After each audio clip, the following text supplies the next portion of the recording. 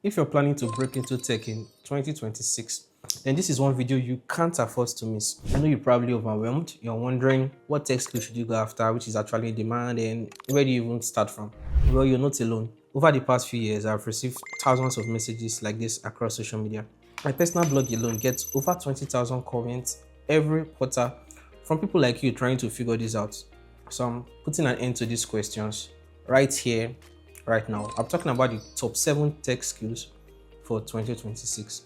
By the way, I'm Stanley. I'm an SEO manager and I've been helping SaaS brands scale organically for the past 10 years. So whatever you're about to hear in this video is not BS, but real insight from someone who has been in the tech industry and still in the tech industry. We're not going anywhere anytime soon. So without further ado, let's get started. The first tech skill on my list, by the way, in no particular order, it's AI and machine learning. So this is basically teaching computers to learn from data and then in turn using this data to make predictions and inform decisions. Think of your Spotify knowing what music you love next, or your ChatGPT writing essays from scratch, or even your mobile phone using face recognition to just unlock the phone, right? So all that is AI and machine learning. And companies right now are spending lots of money on this particular skill.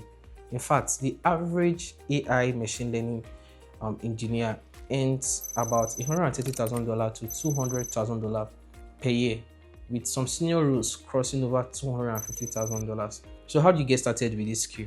First of all, you definitely have to take a course, and I'll prefer you take a course in a reputable platform like the Udemy or Coursera. You can of course learn for free over here on YouTube, and you have to start with the basics, which is most often the Python programming language. So what I must tell you, this is not the easiest of tech skills. You need a lot of dedication and knowledge of mathematics along the way, but at the end of the day, the payoff is definitely worth it. The second tech skill on my list is the cloud computing and architecture. Cloud computing means storing and accessing data across the internet as against your local storage. I think the most common example of cloud computing is the iCloud for iOS users. You know how you can easily store your files on the iCloud, and whenever you get a new device or you log into a new gadget, you can easily input your details and you download all your files from the iCloud, as against the previous way of storing it on a SanDisk or an external hacked disk drive. So whenever you're streaming on Spotify, whenever you're using Netflix, whenever you're using Google Drive, or even whenever you're hopping into a Zoom call, you're basically using cloud computing behind the scenes, probably without you even knowing. And here is why so many companies need this cloud architect right now. It's mostly because every single modern business runs on the cloud, no exception. In fact, the cloud computing market is projected to cross $1 trillion by 2028.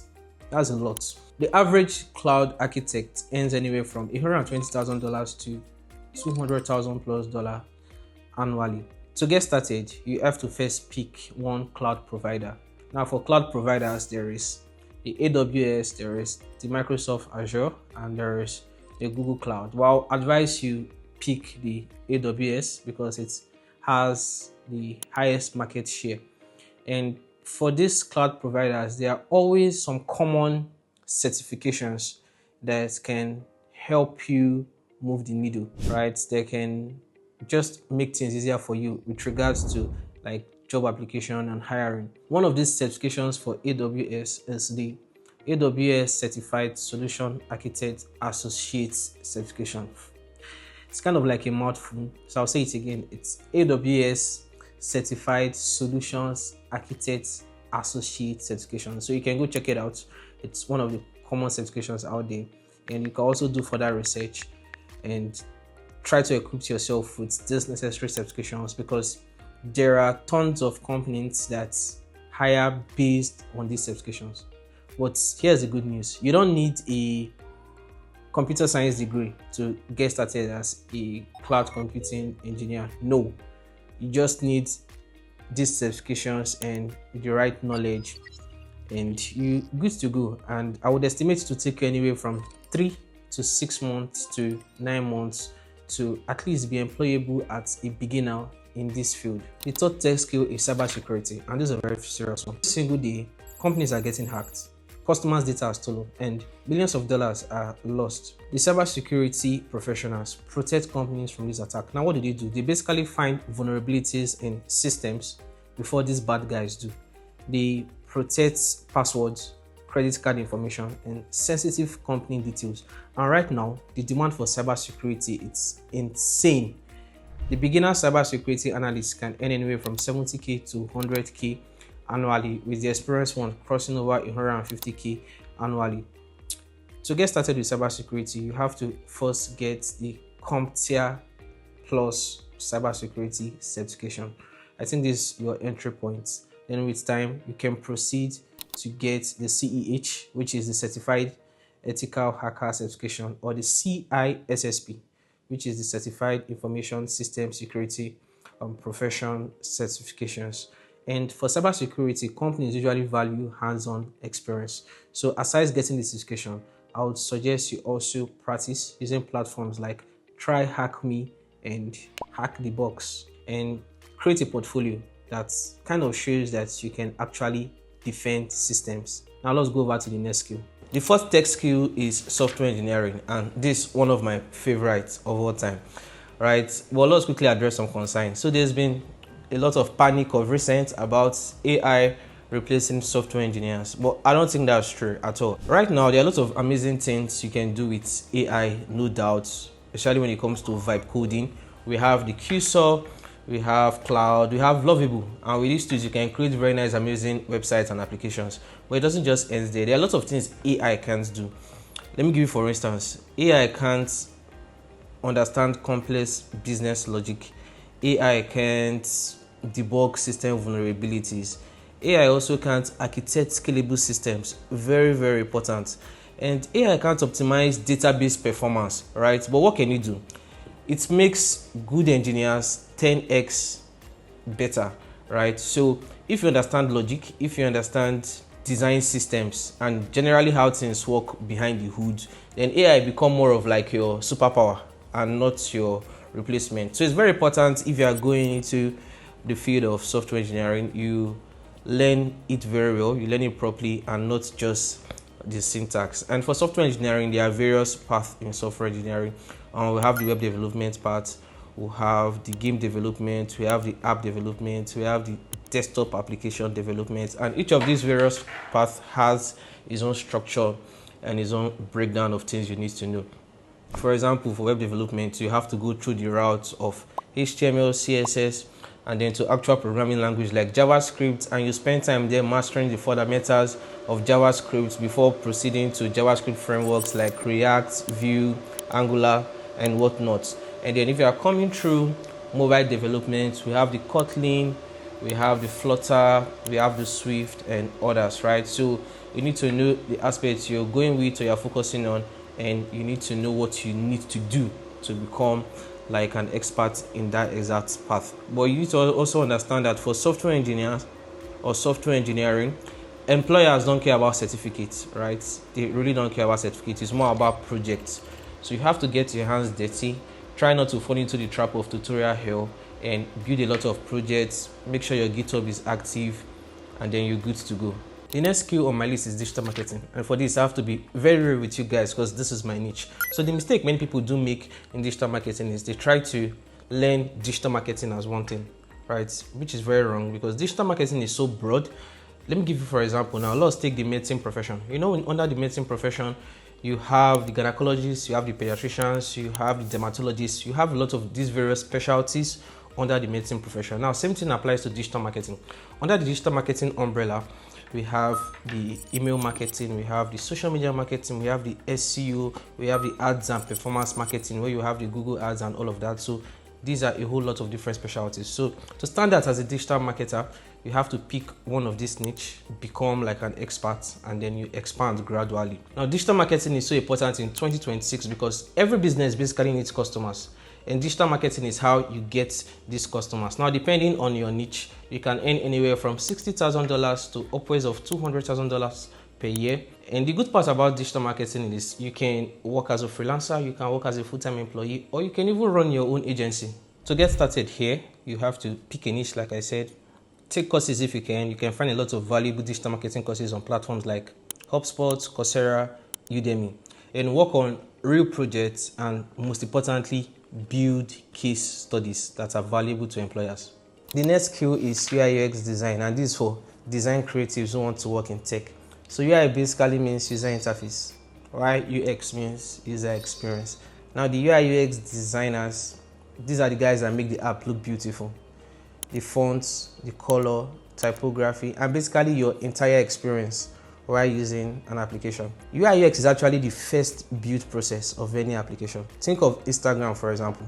Someone actually created the various screens, the menu, the navigations, and your entire experience while creating stories, reels, and even posts. Now, these guys are very, very important in 2026 because a badly built application can lead to loss of customers, which basically means loss of revenue, while a properly built application can improve conversion rates by up to 400%. A UI/UX designer can earn anywhere from $75,000 to $180,000 per year. Now, to get started in UI/UX design, you have to first of all learn design principles. These include color theory, typography, user research, and you also have to learn Figma. Now, Figma is like the industry standards tool for UI/UX design. Now, there are some things you can also do to stand out, which include building portfolios, and think of like some common apps you use all the time and try to redesign them. Then you create case studies documenting your design process while recreating these applications, and also post your designs on Dribble, post them on Behance, and this is how you stand out in this space as a UI/UX designer. Now, the final skill on my list is data science and analytics.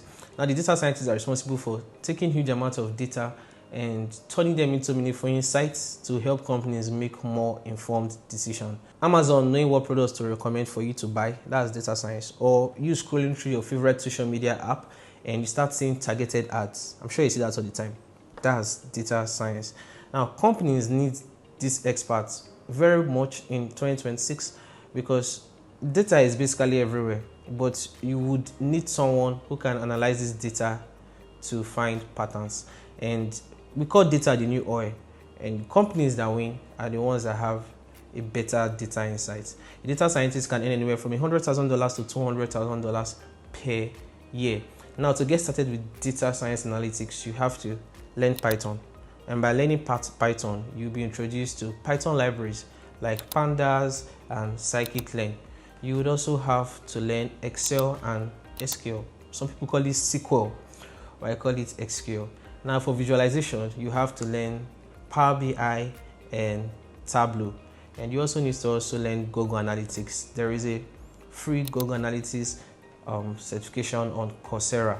Now, you also have to build projects with real-time data sets, very important. And for this, there is a very amazing platform called Kaggle. You can get thousands of real-time data sets from that platform and build visualization around this, and you're good to go. And there you have it, our top 7 tech skills for 2026. I got you, homie. Now, if you're really serious of breaking into tech, let me give you some things you need to know to stand out. Very important. Don't try to learn multiple skills. I know some of you might have that feeling to learn this, learn that. No, don't do it. Just pick one skill and lock in for at least 4 to 5 months, 2 hours per day minimum. I mean, there might be some times where you feel so exhausted and you can't do much. Probably an hour per day for those few occasions, but at least 2 hours per day. Try. You have to maintain that consistency for you to see any meaningful results. Then also get your hands dirty by building real projects. Don't get stuck in tutorial hell. So tutorial hell is this phase where you keep watching tutorials without even doing anything. You want to break into software engineering. Aside watching tutorials on how to code, also get your hands dirty by coding. Do the actual coding. Open your VS Code, your Sublime Text, and start coding. If you want to break into data science analytics, make use of the data set on Kaggle and start analyzing and creating visualizations. If you want to break into UI UX design, open up your Figma, Aside Learning, start recreating these applications. Just get your hands dirty, and most importantly, share your work. Share your work on GitHub for developers. For designers, share your work on Behance, Dribble. Share your work on LinkedIn. Share your work across social media. Just keep sharing your work, and in 4 to 5 months from now, you will be industry ready.